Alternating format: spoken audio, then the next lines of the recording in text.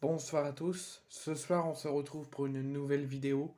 On va faire le point ensemble sur l'ensemble des résultats des 16e de finale de la Coupe de France avant le match de ce soir entre Orléans et le Paris Saint-Germain et de la deuxième partie des 16e de finale demain avec le tirage au sort et également le choc entre Rennes et Marseille. Donc Lyon s'est imposé hier face à Bergerac 2 buts à 1. Et aujourd'hui, il y avait Nice, Monaco, Brest, Laval, Nantes, Dunkerque et encore les amateurs de Puy-en-Velay qui s'affrontaient dans le cadre des 16e de finale aujourd'hui. Il s'est passé énormément de choses et il y a eu énormément de surprises. Avant tout, j'aimerais vous informer qu'il se passe beaucoup de choses du côté de la Beaujoire de Nantes, mais des choses négatives qu'on n'aimerait pas voir comme image. Beaucoup de scènes de tension, de très grosses tensions autour du stade de la Beaujoire.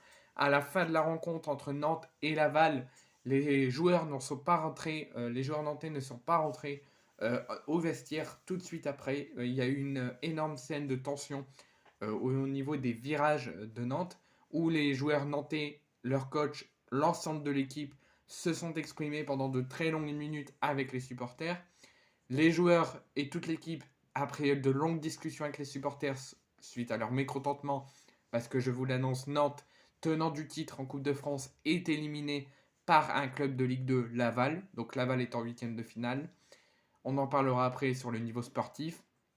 Donc les supporters ont montré leur mécontentement avec des fumigènes et également des discussions très vives et très tendues pendant de longues minutes avec les joueurs. Les joueurs, leur coach, tout le monde est entré au vestiaire pour signaler la fin de rencontre. Et il se passerait encore des scènes de très grosse tension autour de la Beaujoire, où les joueurs de Laval ne sont, à l'heure où je vous parle, toujours pas partis, à 20h23, toujours pas partis du stade de la Beaujoire. C'est pas parce qu'il y en a un qui prend trop longtemps ou parce qu'ils sont trop longs, parce qu'il y a des tirs de gaz lacrymogène et de tentatives d'escalader le portail pour rentrer dans l'enceinte du stade de la Beaujoire. Il y a des bagarres, des jets de projectiles. Enfin, il se passe vraiment de très grosses tensions. Il y a des tirs de gaz lacrymogène. Ça va quasiment jusqu'au couloir où les joueurs de Laval y sont. Les joueurs de Laval sont toujours dans les couloirs de la Beaujoire. Ils ne peuvent pas rejoindre leur bus. Ils sont tous prêts, ils ont tous leurs affaires.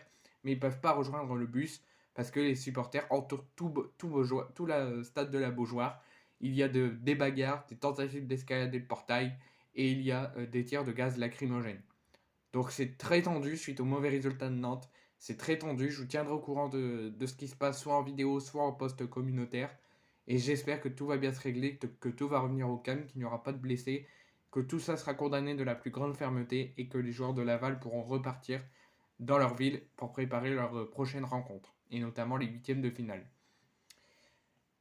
Donc ça, c'était pour le côté extra-sportif. Donc on va revenir quand même sur le côté sportif avant le match entre Orléans et le Paris Saint-Germain ce soir. Donc Monaco qui s'était fait éliminer par Rodez à Louis II la saison dernière a pris largement sa revanche avec une qualification en huitième de finale et une victoire 3 buts à 1 sur la pelouse de Rodez. Donc Monaco, après avoir éliminé Lens à Bollard, a validé son billet pour les huitièmes de finale de la Coupe de France et sera au rendez-vous du tirage au sort de demain avant le choc entre Rennes et Marseille. C'est également le cas de Nice qui a eu énormément de mal, qui s'est fait beaucoup peur dans les dernières minutes, mais qui s'est qualifié et quand même in extremis, victoire 3 buts à 2 à Bordeaux. Ensuite, c'est pas du sort de Nantes comme je vous l'ai dit au début de la vidéo sur le côté extra-sportif. Nantes, tenant du titre, est éliminé sur sa pelouse par le pensionnaire de Ligue 2, Laval.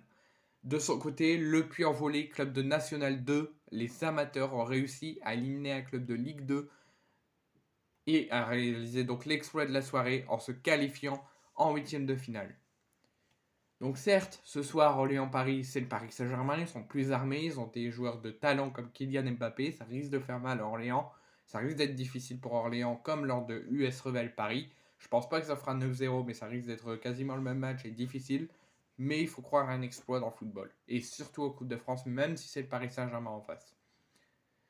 Donc la Coupe de France, doyenne des compétitions organisées par la FFF, reprend ses droits ce samedi avec une première vague des 16e de finale avant la deuxième vague dimanche, donc demain, marquée par le retard de la rencontre entre Bordeaux et Nice occasionné par encore des incidents entre supporters dans les tribunes de Matmut Atlantique. Le multiplex a finalement bien tenu ses promesses et a bien pu démarrer, puisque un des événements et un des exploits à retenir de cette soirée, au niveau positif et au niveau sportif, c'est que c'est le nouvel exploit du club de National 2 qui a su conserver la magie de la Coupe de France en éliminant Dunkerque, club de Ligue 2, et en se qualifiant en huitième de finale.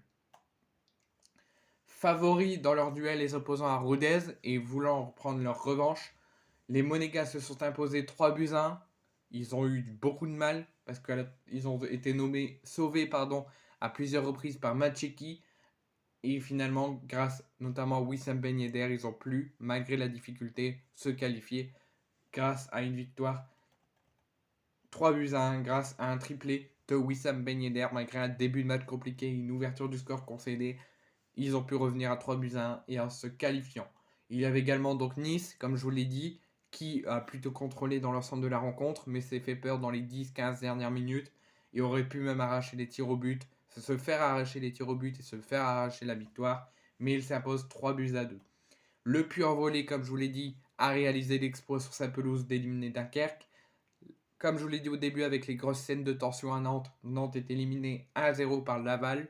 Monaco a pris sa revanche à Rodez 3-1 grâce à un triplé, une belle performance de Ben Yedder.